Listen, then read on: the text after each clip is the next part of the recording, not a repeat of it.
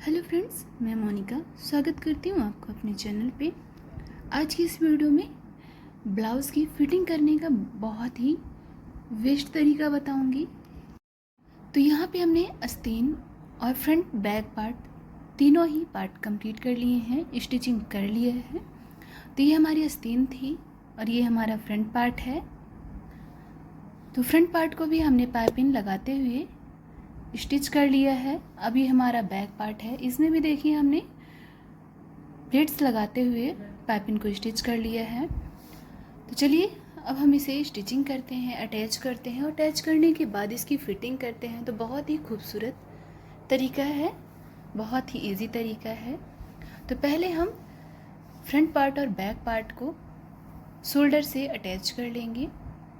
तो यहाँ पे देखिए हम शोल्डर को यहाँ से 1/2 इंच का दबाव रखेंगे आर्म होल साइड, और जो हमारा गला साइड है वहाँ साइड हम 1 इंच का दबाव रखेंगे। तो अगर इस तरीके से हम गले को अटैच करते हैं शोल्डर को, तो हमारा शोल्डर कभी भी गिरेगा नहीं, एकदम परफेक्ट तरीके से अटैच हो जाएगा।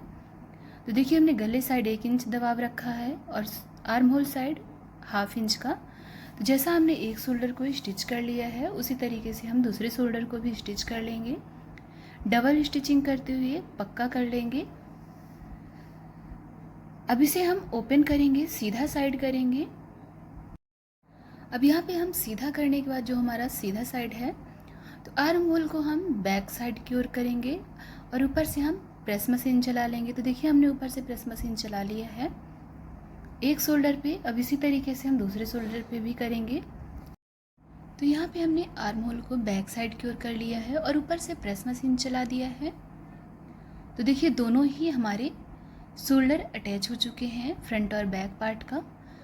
अब इसमें हमें आस्तीन को अटैच करना है। तो इस आस्तीन को हमने अस्तर और फैब्रिक दोनों को अटैच कर लिया था।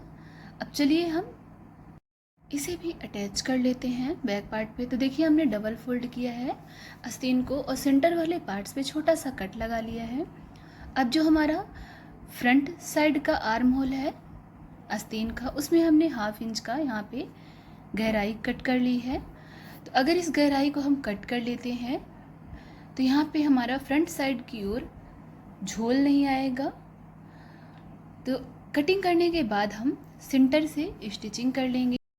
तो यहाँ पे जो हमने कट लगाया था सेंटर वाले पार्ट्स पे आस्तीन के, तो सेंटर पे रखते हुए हमने एक साइड आस्तीन को अटैच कर लिया है। अब इसी तरीके से हम दूसरे साइड भी सेंटर से लेते हुए स्टिचिंग करते जाएंगे।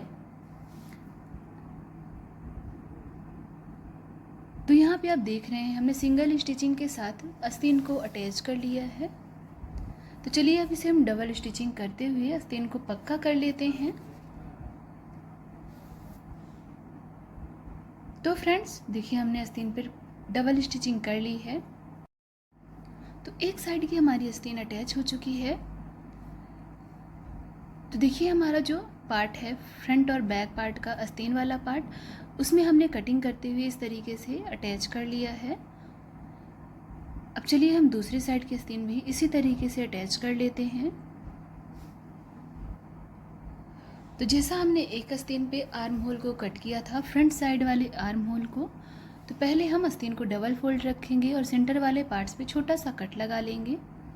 और जो हमारा फ्रंट साइड वाला आर्म होल है, तो उस साइड हम 1/2 इंच का यहाँ पे एक्स्ट्रा कट कर लेंगे, गोलाई कट कर लेंगे और कटिंग करते हुए हम आस्तीन को अटैच कर लेंगे।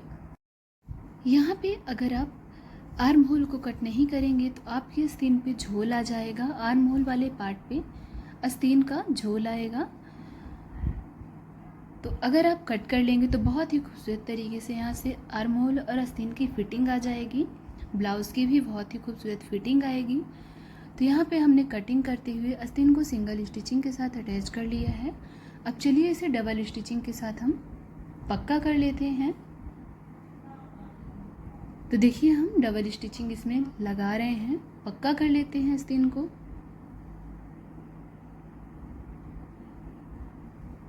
तो यहाँ पे हमारी आस्तीन बहुत ही खूबसूरत तरीके से पक्के तरीके से अटैच हो चुकी है।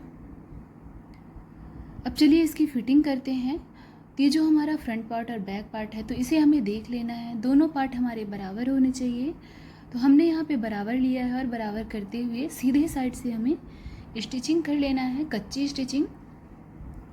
तो देखिए हमने सीधे साइड से फ्रंट और बैक पार्ट को अटैच कर लिया है। अब इसे हम उल्टा करेंगे, तो इस तरीके से हमने उल्टा भी कर लिया इसे। इसमें हमने पहले सीधे साइड से स्टिचिंग की थी, तो जो हमारा यहाँ पे मार्जिन है, स्टिचिंग वाला पार्ट है, वो हमारा बाहर साइड की ओर नहीं दिखेगा, अंदर साइड की ओर दब जाएगा। तो इसकी स्टिचिंग भी सफाई के साथ दिखेगी, जो मार्जिन है बाहर की ओर नहीं रहेगा। तो देखिए हमने स्टिचिंग कर लिया है। अभी हमने इसमें सिंगल स्टिचिंग की है, इसकी फिटिंग हम बाद में लेंगे। तो फ्रंट पार्ट और बैक पार्ट को हमने अटैच करते हुए एक साइड की स्टिचिंग कर ली है। अब इसी तरीके से चलिए हम दूसरी साइड की भी स्टिचिंग कर लेते हैं। तो दोनों पार्ट्स को हमने लेते हुए बराबर तरीके से स्टिच कर लिया है। अब यहाँ पे जो हमारा एक्स्ट्रा फैब्रिक है उसको हम कटिंग कर लेंगे, और कटिंग करने के बाद हम इसे सीधा कर लेंगे यहाँ से, जो हमें फिटिंग करना है फिटिंग वाले पार्ट्स की ओर। तो यहाँ पे हमने उल्टा कर लिया है, और उल्टा करने के बाद हमें एक सिंगल स्टिचिंग कर लेना है। तो ये देखिए हमने सिंगल स्टिचिंग यहाँ पे कर ली है उल्टा करते हुए। अब चलिए हम फिटिंग वाली मार्किंग करते हैं यहाँ पे। तो देखिए ये हमारे सभी पार्ट्स बराबर तरीके से स्टिच हो चुके हैं। अब यहाँ से हमें फिटिंग करना है। तो जो हमारा चेस्ट है, चेस्ट हमारा 44 इंच का है, तो 44 इंच का चौथाई भाग होगा 11 इंच, 11 इंच। तो यहाँ पे हम चेस्ट वाले पार्ट पे 11 इंच की मार्किंग करेंगे। अब इसी तरीके से हम वेस्ट वाले पार्ट पे मार्किंग करेंगे। तो वेस्ट हमारा है 40 इंच का, तो 40 इंच का चौथाई भाग होगा हमारा 10 इंच। तो यहाँ पे हमने देखिए 10 इंच का मार्किंग कर लिया है। अब आस्तीन का बॉटम वाला हमें फिटिंग लेना है। तो आस्तीन का बॉटम हमें लेना है 6.5 इंच। टोटल हमारा है 13 इंच। 13 इंच का डबल होगा हमारा 6.5 इंच। अब चलिए जो हमने मार्किंग किया है सभी मार्किंग को मिलाते हुए स्टिचिंग कर लेते हैं। एक साइड की हमारी फिटिंग हो जाएगी। तो देखिए हमने एक साइड की फिटिंग की स्टिचिंग कर ली है। तो यहाँ पे देखिए आर्म होल हमने लिया है 9 इंच का। जो चेस्ट है, चेस्ट से 2 इंच हमने कम लिया है, तो चेस्ट हमारा 11 इंच था, तो आर्म होल हमने लिया है 9 इंच। तो एक साइड की हमारी फिटिंग हो चुकी है। अब चलिए दूसरी साइड की भी फिटिंग कर लेते हैं। तो हमने वेस्ट लिया था 10 इंच और चेस्ट हमारा था 11 इंच। तो देखिए इस तरीके से हमने मार्किंग कर ली है। अब दोनों ही मार्किंग को हमें सीधी लाइन एक ड्रॉ कर लेनी है। अब यहाँ पे हम आस्तीन का बॉटम लेंगे 6.5 इंच।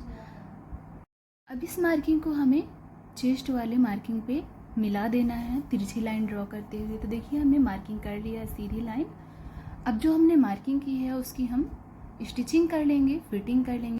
तो देखिए अब हमने दोनों साइड की स्टिचिंग करते हुए फिटिंग कर लिया है।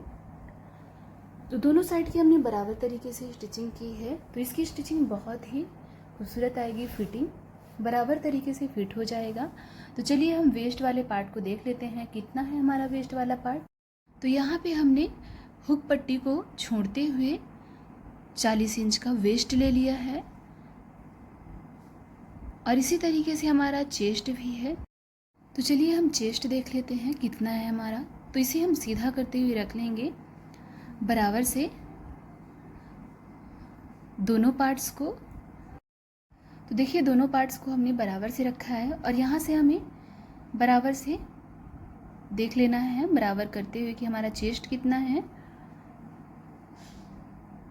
तो डबल फोल्ड में हमारा चेस्ट होना चाहिए 22 इंच का। देखिए डबल फोल्ड करने के बाद हमारा चेस्ट 22 इंच है, मतलब 44 इंच का डबल पार्ट हो जाएगा 22 इंच। तो फ्रेंड्स इस तरीके से हमारी फिटिंग बहुत ही परफेक्ट तरीके से हो चुकी है। इसकी टोटल लेंथ हमारी ब्लाउज़ की 15 इंच है। अब यहाँ पे हम आपको शोल्डर भी दिखाएंगे।